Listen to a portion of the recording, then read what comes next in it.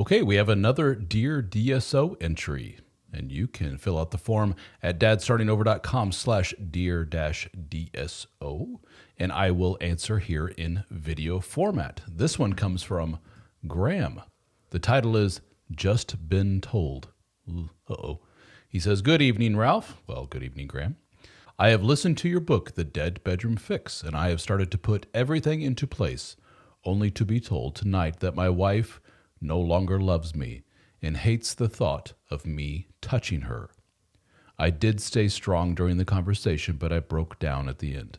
She hasn't thought about divorce or the way forward, but she just loves me as a friend, and I'm not sure what to do." Oof, that's tough, buddy. She gave you a version of the common "I love you, but I'm not in love with you." So, you could love a friend and everything else, but that doesn't make him a romantic partner. You, my friend, you've been dumped, and it sucks. Your partner for life, the one you love more than anything in the world, says, "Get away from me." And she has done it in a not so nice way. And she has done it in a very visceral, basically the strongest way possible. She says, I'm going back to your words here, no longer loves you. Right away, you've been dumped. And then she follows that up with, and the thought of you touching her, well, she hates that. Double push away. She wants nothing to do with you. So what you do is you put your hands up and you say, "Message received. We're done here." And you stop being husband. You go to an attorney tomorrow, or a solicitor, as you Brits like to say, and you explain the situation. You take to the attorney, solicitor, all your information, all the financials and everything else. And you put it all on paper and you say, I've laid everything out. Here's our assets. Here's our debts. Here's the children's situation. What do you think, Mr. Solicitor, if I were to divorce this wife? Where am I at financially? Where does everything fall? What's going on here? And they will at least give you a general picture of, well, based upon your situation, here's what's probably going to happen if you divorce with child care or with child support. And I don't know how it works over there. Graham, if I didn't mention, looks like he's from the UK based on his email. In other words, Graham, it's over, buddy. And you need to go into business mode. As difficult as this is, I know this is all extremely easy for me as a stranger so many thousands of miles away and outside of your situation to say. It's very easy for me to say. But you have to remove yourself emotionally as much as possible. I know it's impossible to completely remove yourself emotionally, but you have to look at this from an outside perspective. Your arrangement, your business arrangement, if you will, as a couple is over. And you have to go into protect yourself mode. You have to go into what are the next steps mode. And you need to protect yourself financially and everything else. Emotionally, you're going to get hurt. You're going to go through hell. That's just all there is to it.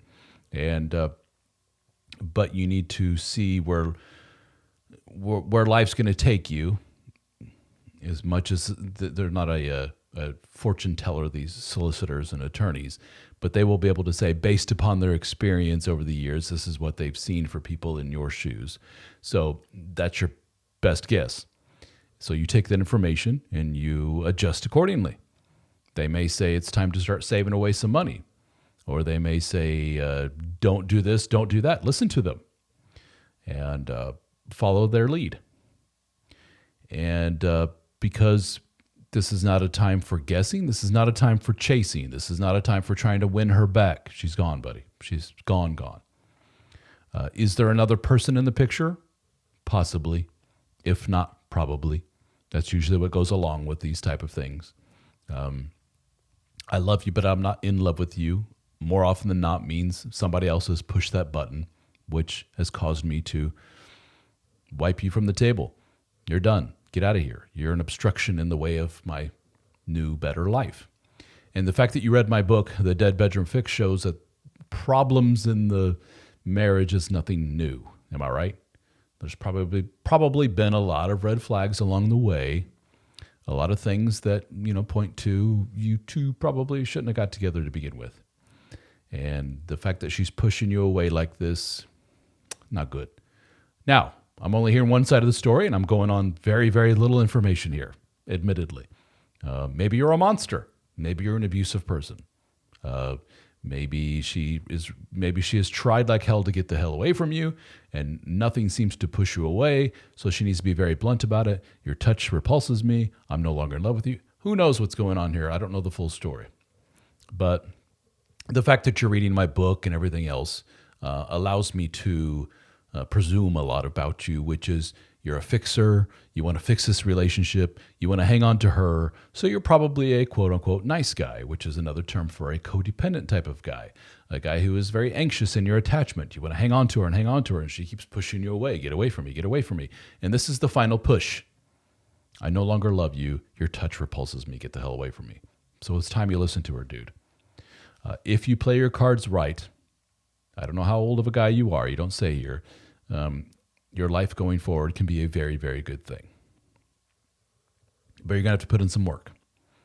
And you're going to have to go through hell to get there. Just like I mentioned to another guy in another one of these videos. It's not going to be fun. I'm not going to bullshit you. And but you have an army of guys on the internet. You can join our group, the DSO Fraternity, at DSO Fraternity. It's hard to say. At dsofraternity.com or dadstartingover.com/join. Get you to the same place. And check out the group. We have discussion groups online that are very active. We get together for live Zoom meetings. We get together in person. We just had some of our guys got together in Amsterdam over there, one or two of which were from the UK. And we have coaching, which is at a much cheaper price for our DSO fraternity members, as well as online courses. The books at no additional charge. You can listen to all my books for free. So check it out, dsofraternity.com. I'm mentioning that because guys in your position need other men who have been there and done that to be your buddies, to be your army, if you will, your tribe, guys that are there to help you. You need to know that you're not alone in all this. Because again, you're going to go through hell. It's going to be tough. So, Graham, best of luck to you. Keep in touch, and wish you all the best.